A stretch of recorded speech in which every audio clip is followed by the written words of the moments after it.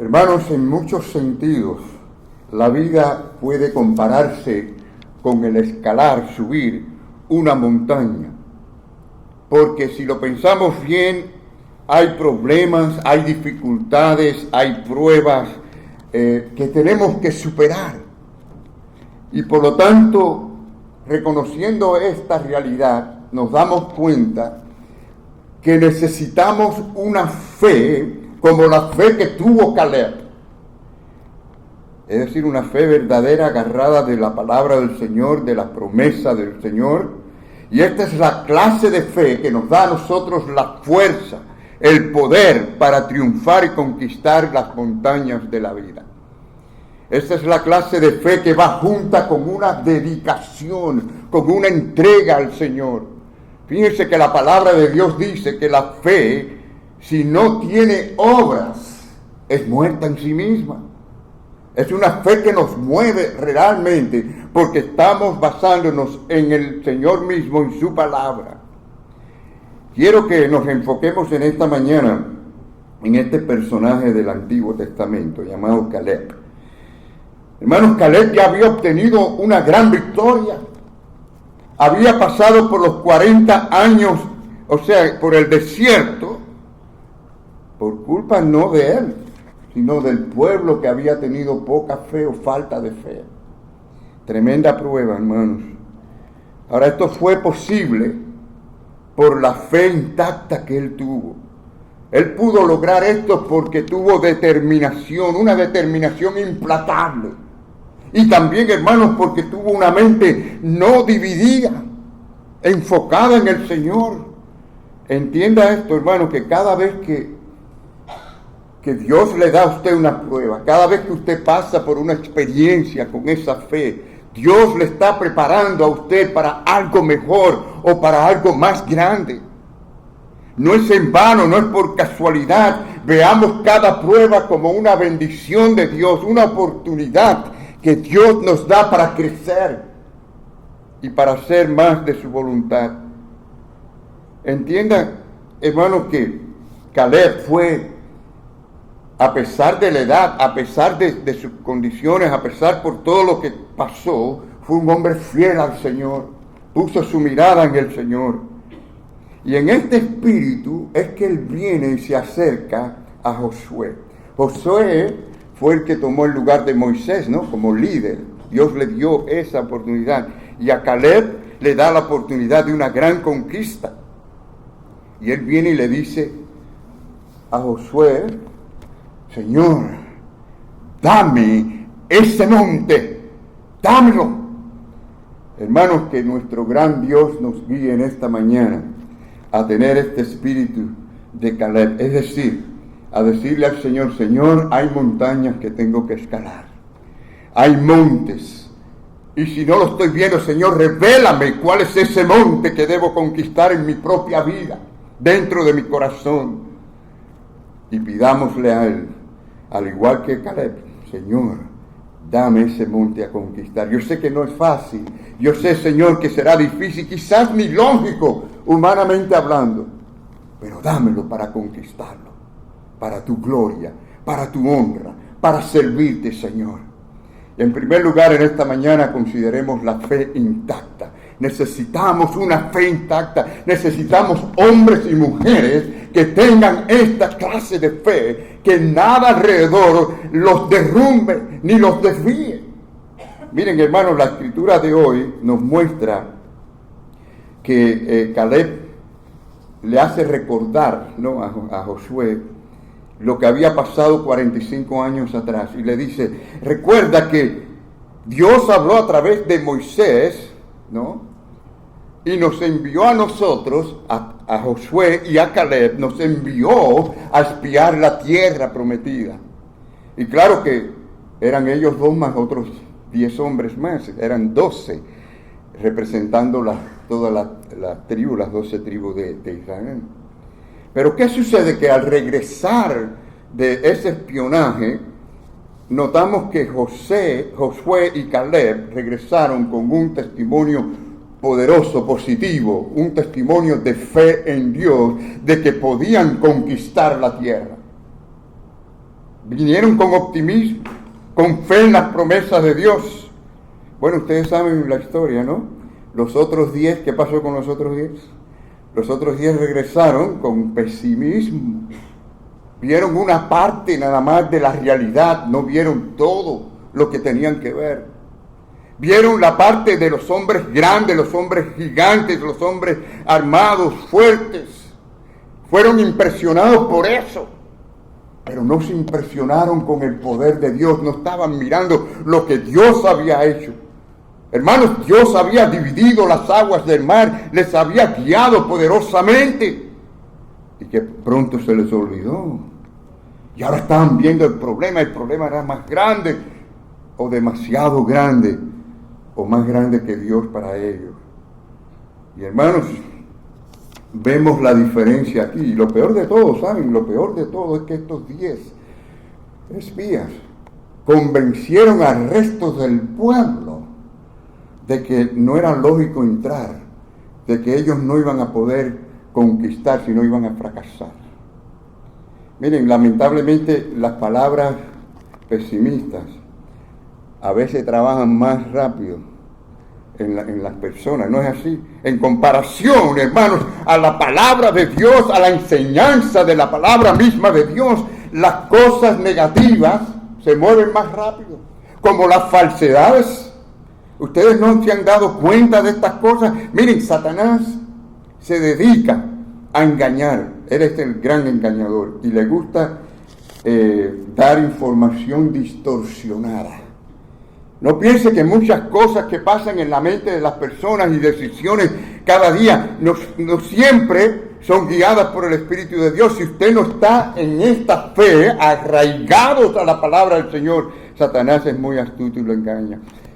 Empezó con Eva y le hizo ver a Eva que lo que Dios había dicho no era verdad. Con que Dios ha dicho.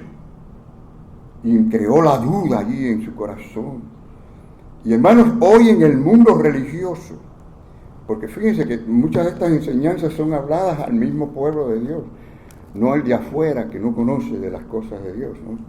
Pero hoy en el mundo religioso, Satanás lo hace entre muchas cosas, contra la doctrina, la sana doctrina de la palabra de Dios. Él la contradice, a veces muy sutilmente. Y hermanos, hay un pueblo de cristianismo siguiendo falsedades, que eso es algo tremendo. Y tal parece que es epidémico el hecho de que las iglesias hoy no tengan solidez doctrinal. No estamos tan interesados en la verdad, sino en sentirnos bien. Lo que nos haga sentir bien. Mensajes bonitos, emocionantes, de positivismo. Pero no dicen la verdad y engañan, hermanos. Y yo creo que se ha ido virar este problema de querer buscar la llenura del Espíritu Santo en las alabanzas musicales. Un grave error. Mire, mi querido hermano y amigo, si la palabra de Dios no le toca a usted, si la palabra de Dios no le emociona, no le cambia, no le transforma, no lo lleva a la obediencia al Señor, toda esa alabanza es en vano. Esto es superficial y sus lágrimas son lágrimas de cocodrilo. Y vemos esto epidémico hoy en día. Es un gran engaño de Satanás hacer sentir a las personas que no han tenido entrega al Señor, compromiso con Cristo, obediencia a la palabra de Dios, sentirse en un éxtasis de que están llenos del Espíritu Santo con la alabanza. Engaño de Satanás, mis queridos hermanos. Tenemos que tener cuidado con estas cosas. La alabanza debe ser el resultado de nuestra vida diaria al Señor. Bueno, pues mis queridos hermanos, sí, algunas iglesias parecen hoy en día teatros. Sí, teatros. Teatros por ese exceso de aplausos, de emocionalismo, incluso de bailes. Y nada de esto, hermanos, por casualidad. No piense, porque los tiempos están cambiando. Bueno, si esto es así, entonces estuvimos mal desde el 1900 hacia atrás. Todo el mundo estuvo mal en la alabanza y en todo lo demás, ¿no? Les digo que esto no es casualidad. Hay una obra satánica detrás de todo esto para confundir a las personas dentro de la misma iglesia. Ahora, yo les pregunto a ustedes, ¿por qué funciona esto? ¿Por qué es que estos métodos falsos son tan efectivos? ¿Saben por qué? Muy sencillo. La misma Biblia revela que no hay cosa más engañosa que el propio corazón del hombre. ¿Saben que al hombre es lo más fácil engañar? Nos engañamos, el hombre engaña al hombre y Satanás engaña al hombre, ¿no? Es decir, ser guiado por el negativismo, el pesimismo, es fácil. Esto funciona así por nuestra naturaleza débil. Y por lo tanto, hermanos, tenemos que estar arraigados de la verdad. Miren, piensen en estos momentos. Piensen en cuando Cristo vino a la tierra. Imagínense. Más verdad que la misma verdad. Jesucristo mismo quien dijo, yo soy el camino y la verdad. Y miren, hermano, la mayoría lo rechazó. No creyeron eso que él decía. Ni tan siquiera sus obras. Hermanos, esto es una realidad triste de la naturaleza del hombre, del ser humano. Pero los predicadores también tenemos que tomar responsabilidad. Muchas de las cosas que se están viendo en las iglesias porque no hemos sabido decir la verdad como tenemos que decirla. Ahora, en aquellos días de la historia que estamos viendo hoy, el pueblo se dejó guiar por el informe de estos 10 pesimistas, del razonamiento de hombres gigantes. No podemos, somos menos, ellos son más, no estamos preparados, no estamos armados, ellos sí. Pero no miraron una cosa, hermano, no miraron una cosa. No miraron el poder maravilloso de Dios. Si Dios es con nosotros, ¿quién contra nosotros? No miraron eso. ¿Cómo terminaron? ¿Cuál fue el resultado, hermanos? Bueno, Dios no los dejó entrar en la tierra prometida. ¿Qué les parece? No entraron en la tierra prometida. Los puso a dar vueltas por el desierto 40 años, ¿no? Y no entraron, solamente sobrevivieron estos 2 espías fieles. ¿Qué les parece? Ellos sobrevivieron. Josué y Caleb y los jóvenes, los que eran jóvenes y niños, fueron la generación que continuó. Pero conforme Dios dijo, esta generación no entrará en la tierra prometida. Hermanos, piense bien, la historia es fascinante, porque esto revela tal como es la vida en el mundo. Esto que estamos diciendo es aplicable a nuestra vida diaria. Es decir, la vida es una batalla, es una lucha permanente, ¿no? Contra las tentaciones, los problemas que se nos presentan, las dificultades, y algunos están como en un desierto, caminando y dando vuelta y dando tumbo en un desierto, ¿no? Creyendo que van a entrar en la tierra prometida.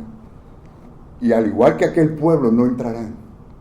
¿Se da cuenta de lo que estamos diciendo, hermano? Un pueblo, tremenda cantidad de gente, no entraron en la tierra prometida. ¿Y saben algo que me impresiona a mí de esto? Que Jesucristo habló de una puerta estrecha, de un camino angosto, y dijo también que pocos entrarán por ella. Y saben que le estaba hablando a los religiosos, no a la gente del mundo que no conocían de Dios. A los religiosos. Le dijo, no son los muchos, sino los pocos. Y cuando voy más atrás en la historia, al diluvio, me doy cuenta que había una gran población que por 120 años se les predicó acerca de lo que venía. Y solamente unos pocos, una familia, entraron en el arca de la salvación. Mis queridos hermanos, no seamos impresionados por las multitudes, ni por las grandes iglesias, ni por los grandes ministerios. Seamos impresionados por la palabra de Dios que nos transforme cada día. Ahora, ¿cuál fue la promesa que Dios le dio a Caleb por ser esta clase de hombre, por tener esta fe? ¿Cuál fue la promesa? De que esa montaña donde vivían los hijos de Anac, en el monte Hebrón, y estos eran los más difíciles, los más fuertes, los más grandes, los más armados, estos eran los más difíciles de conquistar. Fíjense que él no vino y dijo, óigame, yo tengo ya 85 años, Deme la lomita aquella que está allí, deme aquel grupo pequeño, el más chiquito. O como decía el hermano Mel, que vayan otros, ¿no? Nos dijo, dame esa montaña, ese monte, témenlo, porque yo sé que Dios me va a bendecir. Y hermano, yo sé que si ustedes miran, Josué y Caleb, ambos tuvieron que sufrir por 40 años por culpa de un pueblo. Esto nos dice que a veces pagan justo por pecadores, ¿no es así? Esa es una realidad en este mundo. El inocente sufre a veces por las decisiones de otros, pero Dios nos guía y luego nos levanta y nos bendice mientras permanezcamos fieles. Y a veces nos desanimamos, ¿sí o no?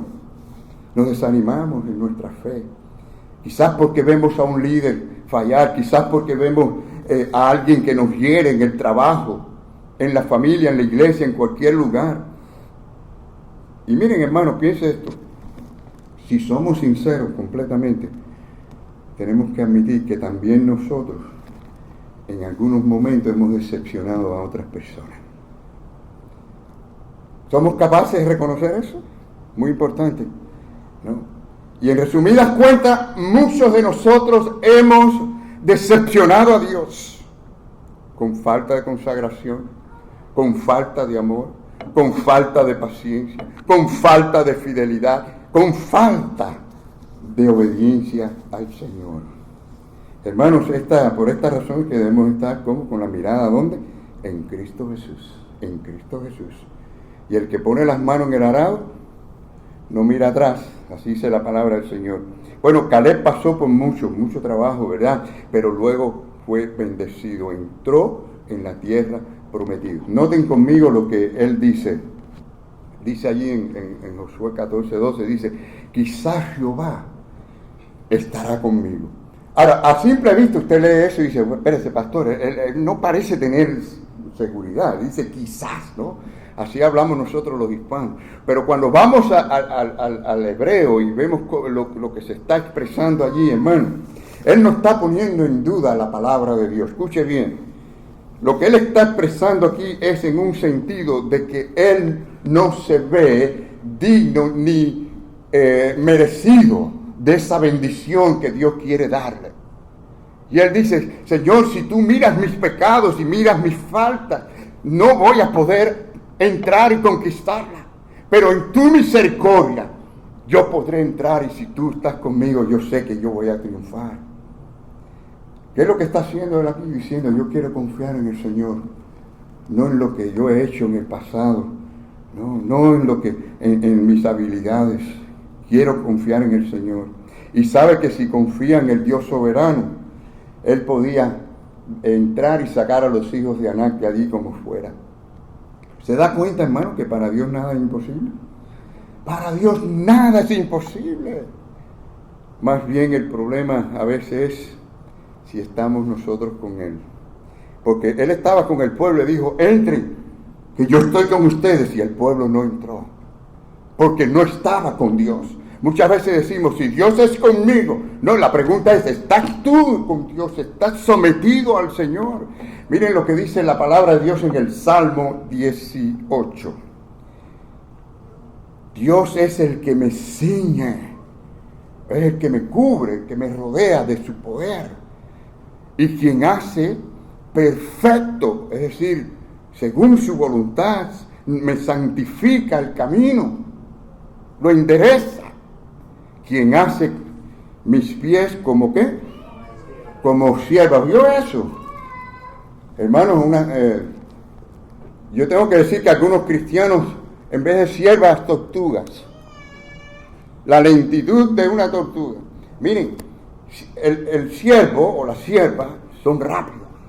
Y esto es una referencia, número uno, a huir de las cosas del mundo, del pecado, de la tentación, y ser rápido para las cosas de Dios. La gente son como siervos o siervas, pero para las cosas del mundo, para las fiestas, para otras actividades, pero para las cosas de Dios, lento, despacio. No hay apuro, no importa la hora que llegue, ¿no?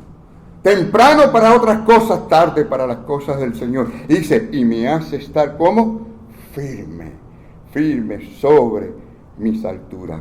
Hermanos, cuando Dios obra así en una persona, hay verdadera firmeza.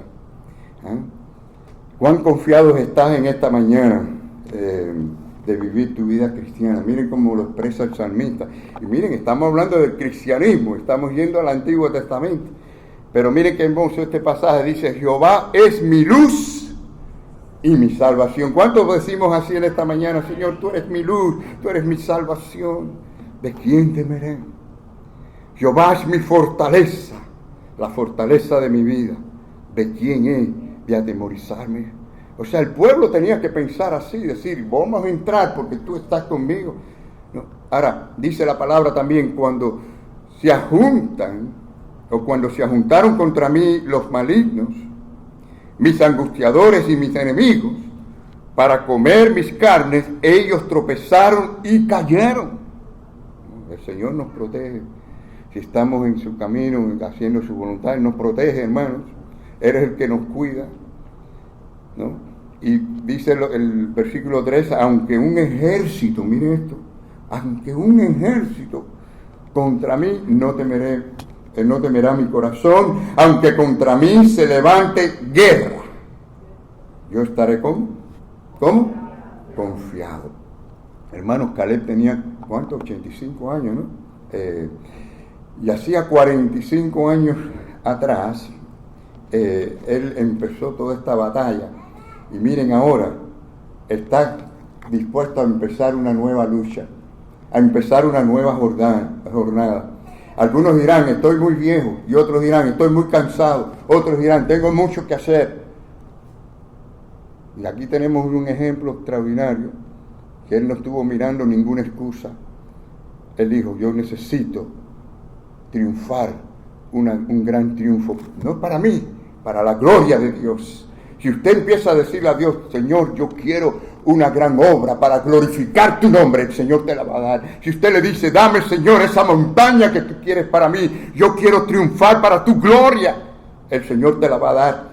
Y este hombre con 85 años tenía la fuerza de un joven, porque agarrar una espada a esa edad, y saben, en ese tiempo los que iban adelante, los líderes, no se ponían atrás a esperar que el ejército pelearan, eran los que iban adelante. David lo hacía, iban adelante en la batalla, ¿no? Pero ¿saben qué? Lo hizo con la gracia del Señor. Y yo quiero decir a aquellas personas que quizás hoy digan: yo no tengo mucha salud, pastor, ya yo estoy yo no puedo, no me compare con Caleb. Yo le digo: vamos a mirar el ejemplo del apóstol Pablo. La Biblia dice que tenía una enfermedad, un aguijón en la carne, que era bien difícil para él. Incluso lo consideró como un ataque fuerte de Satanás, que venía a bofetearle su cuerpo. Y le pidió al Señor 3 veces. El Señor le dice: no, mi gracia es suficiente para que tú puedas hacer mi obra. Y él escaló esa montaña, predicando el Evangelio, llevando la palabra como un gran misionero, como ninguno otro en la historia, porque se agarró de la gracia de Dios. Dios quería que él se glorificara, que le glorificara a sí mismo en esa condición, en ese problema, con esa enfermedad. Amigos, no tenemos excusas. Miren, la Biblia dice que no hay ni excusas para el inconverso simplemente por la naturaleza. Nadie tiene excusa. Mucho menos nosotros, que tenemos la palabra de Dios y las promesas de Dios. No tenemos excusa, ¿no? Miren, Santiago dice, la palabra del Señor nos dice que la prueba de vuestra fe, fíjense que cuando hay fe verdadera es probada, no se equivoque. El hecho que usted tenga fe no quiere decir que no va a tener prueba, todo lo contrario. La prueba, la fe es probada, dice, la prueba de vuestra fe produce el fruto del Espíritu Santo, paciencia y otras cosas más también, ¿no? Pero la paciencia es una de las grandes virtudes que podemos decir que produce la prueba. ¿Por qué? Porque confía, espera en el Señor, que el Señor haga su obra, para que seáis, ¿qué? Perfecto. La palabra aquí se refiere a madurez espiritual y cabales, sin que os falte cosa alguna. Hermanos, Las pruebas serán diferentes, la forma que Dios use será distinta, pero todos nosotros seremos probados, nuestra fe será probada en un momento o en otro. Y quiero terminar en esta mañana con el segundo punto. El tercero lo vamos a dejar para más adelante. Y es la fe, la determinación implacable que este hombre tuvo por hacer y cumplir la promesa de Dios. Es decir, él no estaba satisfecho con hablar de las victorias pasadas. A veces nos sentimos bien hablando de lo que yo hice en el pasado, o tratamos de calmar nuestra conciencia pensando en lo que hicimos ayer o años atrás. Hermano, sepa esto, no es lo que usted hizo ayer, eso no importa hoy. Lo que importa hoy es lo que usted va a hacer a partir de ahora, para la gloria del Señor. Hermano, usted puede ver tiene esa visión, puede visualizar lo que Dios quiere que usted haga. Gózate en esa visión una vez que la tenga. Gózate en ella, mi querido amigo, mi querido hermano, en esa visión. Gózate con la comunión con el Señor. Pero hay muchos que andan sin visión. Andan como desnudos, como hambrientos en un desierto. ¿Saben por qué? Porque sus pensamientos y sus metas están dirigidas hacia las cosas del mundo, a los propósitos del mundo, pero no a las cosas de Dios. Cuando usted empieza a dirigir su vida hacia lo que Dios quiere para usted, en su crecimiento espiritual, Señor, ¿cómo tú quieres que yo crezca para ti? ¿Cómo tú quieres que yo te honre cada día? En mis pensamientos, en mis deseos, en mis actitudes, en mi comportamiento. Con mi vida, Señor, quiero glorificarte a ti. Tú mereces toda gloria, Señor. Quiero escalar mediante tu palabra, Señor. Miren, 1 Corintios 15, 58 dice: así que, hermanos míos, amados, ¿estar cómo? Firme y constante. Firme y constante, creciendo en la obra del Señor siempre. Me encanta esta parte del texto. A ver cómo dicen, digan conmigo, hermanos, sabiendo que vuestro trabajo en el Señor no es en vano. No lo es. Será siempre para una bendición grande a nuestras vidas. Y noten cómo esta determinación lo expresa el salmista en el Salmo 119. Me encanta este pasaje porque, miren cómo dice: con todo mi corazón te he buscado. Este es el hombre de fe, que desde que se levanta por la mañana, se levanta pensando en Dios y buscando su gloria y acercándose a Dios. No me dejes desviarme, es ni un segundo, ni un momento, Señor, de tus mandamientos, de tu palabra. En mi corazón, vamos a decirlo todo, esto es maravilloso, hermano. En mi corazón he guardado tus dichos para no pecar contra ti. Cuando usted guarda la palabra del Señor, no hay que esconderla en una gaveta, ¿no? Esto es para tenerla viva ahí en su mente, en sus pensamientos. Lo tiene grabado, lo tiene allí en su corazón. Y entonces usted vive según esa palabra, es guiado por esa palabra del Señor cada día. Pero fíjense como dice el texto, habla de buscar a Dios y de obedecer su palabra, ¿no? Saben que la Biblia nos cuenta la historia de un joven rico que quería la vida eterna y era religioso. De nuevo, estamos hablando que Cristo le hablaba a gente religiosa. Él quería la vida eterna, él quería estar seguro que tenía la vida eterna.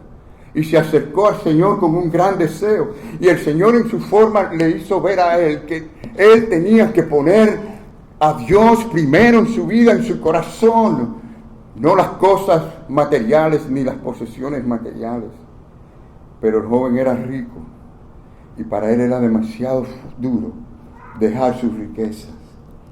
Y sin saberlo, mis queridos hermanos, rechazó la vida eterna que tanto él quería buscar. Hay algo que te ata a tu vida, hay algo que te tiene desviado, hay algo que no permite que estés derecho delante de Dios. Hermano, hay que venir a Cristo humildemente y arrepentirnos, reconocer que sin su gracia nada podemos hacer. Y ustedes saben que ninguna tarea importante, ninguna tarea grande, hermanos, es fácil, ¿verdad? Pero sí les puedo decir que más difícil es andar en la vida sin Cristo. y lo peor es lo que viene después para el que no tiene a Cristo. Y lo mejor es lo que viene después para el que tiene a Cristo en su corazón. No importa la clase de vida que usted tenga que atravesar aquí. Y miren el ejemplo de esta determinación de David. David fue un hombre que aprendió mucho acerca de estas cosas y tuvo que aprender por las malas, como el que dice. ¿No? Dice, misericordia y juicio cantaré. Ahora él podía cantar alabanza. ¿Por qué? Ahora dice por qué. Y esto es importante, aunque viene primero aquí mencionado el cantar, la alabanza, pero dice, entenderé el camino de la perfección. Entenderé, Señor, qué es lo que tú quieres que yo haga cada día. Y en la integridad de mi corazón andaré. Hombres y mujeres íntegros. ¿No? Y dice, no pondré delante de mis ojos cosa injusta. Por eso podía cantar y alabar al Señor. Si usted hace esto, hermanos, cantar, estudiar la palabra, meditar en ella, obedecer al Señor, su alabanza será una bendición, aroma delante del Señor, porque hay pureza moral, hay santidad. Ahora, nadie dice que es fácil todas estas cosas, ¿no? Porque el hombre en sí no puede, sino es obra de Dios en nosotros. Él produce el querer como el hacer, ¿no? Pero no es fácil llevar a alguien a Jesucristo, ganar a una persona para Cristo. A veces es bien difícil. Es difícil amar a alguien que no es amable, o que es difícil de amar. Nadie dice que es fácil mantener gozo, paz y estar firme en medio de las pruebas, ¿no? Y a veces confundimos, ¿no?, las cosas negativas en la forma en que vienen en la Biblia, ¿no?, lo negativo con lo positivo. Pero hay cosas que vienen de formas negativas que son positivas en las Escrituras. Recuerdo hace años atrás una psicóloga que vino a la compañía donde trabajábamos a darnos allí como unas enseñanzas supuestamente positivas. Empezó a criticar las Escrituras porque decía que el Antiguo Testamento era una forma negativa, porque dice, no hagas esto otro. Y hermanos, cuando nosotros estamos criando a nuestros hijos, no todo es, sí, mira, pero esto, sí, pero esto. No, a veces no, eso no lo puede hacer. Y eso, aunque es una forma negativa, es positivo. Tenemos que verlo así. Miren, no podemos confundir eso. En la electricidad no podemos confundir lo positivo y lo negativo. Nos electrocutamos. Pero sí, les digo que, hermanos, imitar al Señor y obedecer al Señor es siempre positivo. Aunque la forma sea negativa, el Señor nos dice, deja esto, no sigas por este camino, cambia esto en tu vida, deja esto, aléjate del mundo. Ahora, noten esto, hermanos, que Pablo expone lo que es tener una implacable determinación allí al joven Timoteo. No, quiero terminar ya con esto. Y él lo pone de esta manera, porque él habla de tres cosas en este pasaje. Dice, el aspecto militar, el aspecto atlético y el aspecto laboral. Y miren cómo dice, tú pues que sufres penalidades como ¿qué? Buen soldado de Cristo. Hermano, cristiano tiene que verse como un soldado del Señor. Y piensen bien cómo debe ser un soldado en el ejército militar. Recto, firme, obediente, no cuestiona las órdenes, ¿sí o no? ¿Algunos han estado en el ejército militar? ¿Algunos han estado? Sí, hermano. 2, 3 personas. Bueno, así es. Ninguno que milita se enreda en los negocios de la vida a fin de agradar a aquel que lo tomó por soldado. ¿Y quién nos tomó por soldado en este caso, hermano? Nuestro Señor Jesucristo. Y ahora mire el aspecto, este es el aspecto militar. Y luego viene el aspecto atlético. Dice, y también el que lucha como atleta, ¿no? ¿A cuántos les gusta el deporte? Nos gusta el deporte, ¿verdad? Me encanta el deporte. Me gusta ver a los Miami Dolphins, a los Miami Heat, a los Marlins. Ahora me gusta verlos porque están ganando, pero cuando pierden mucho no me gusta verlos. Dice, y también el que lucha como atleta no es coronado si no lucha legítimamente. En todo deporte hay referí, hay un umpire, hay alguien que está para controlar eso. Usted no puede coger caminos cortos y hacer trampa. tienes que hacer las cosas bien. Y luego va al aspecto del que trabaja, el labrador. ¿Cómo es? Que dice, el labrador para participar de los frutos, ¿qué tiene que hacer? Trabajar. Considera lo que te digo. Miren esto, termina este pasaje diciendo, oye, considera esto, piénsalo. Considéralo como algo importante en tu vida, porque tenemos que ser como un militar, como un atleta y como un labrador. Considera esto, el Señor te dé entendimiento, dice la palabra del Señor. Bueno, simplemente terminamos diciendo, pelea las buenas batallas de fe. Hermanos, que la palabra del Señor sea viva y eficaz en nuestros corazones. Amén.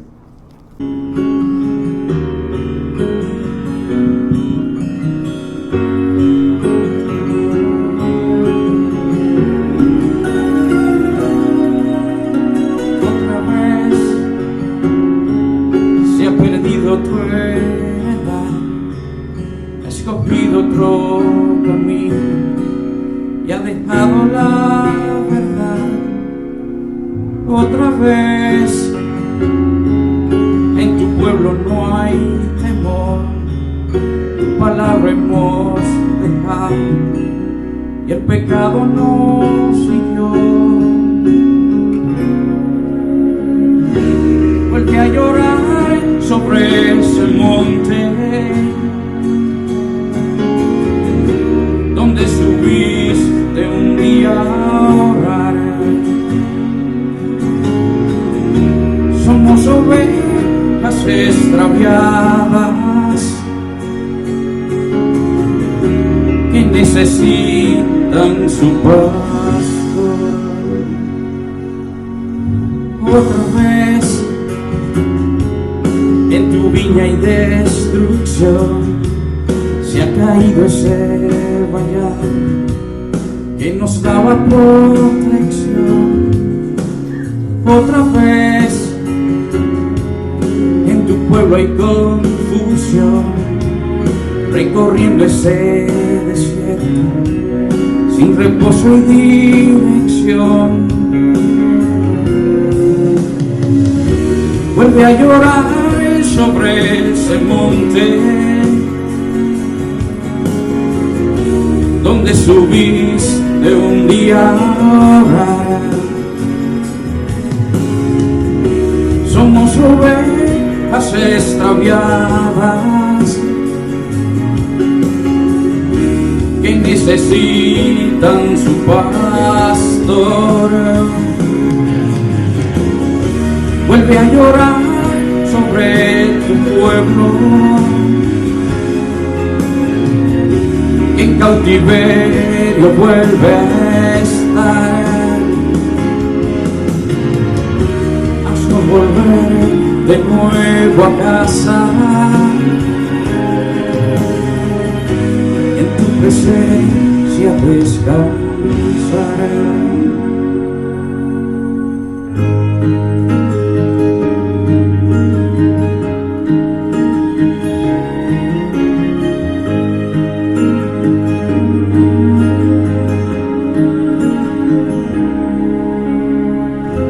Vuelve a llorar sobre ese monte donde subiste un día a orar. Somos ovejas extraviadas que necesitan su pastor. Padre, te damos gracias por esta bendición de estar en tu casa. Gracias porque sabemos que lo que hagamos y lo hagamos de corazón es de tu agrado. Permite que podamos estar hoy aquí, Señor, unidos en una gran familia, pero sobre todo dándote gracias porque tú primero moriste por nosotros en cruz para que tengamos la salvación y la vida eterna. Bendice la iglesia, bendice al pastor, bendice la palabra que vamos a oír el día de hoy. En Cristo Jesús, amén.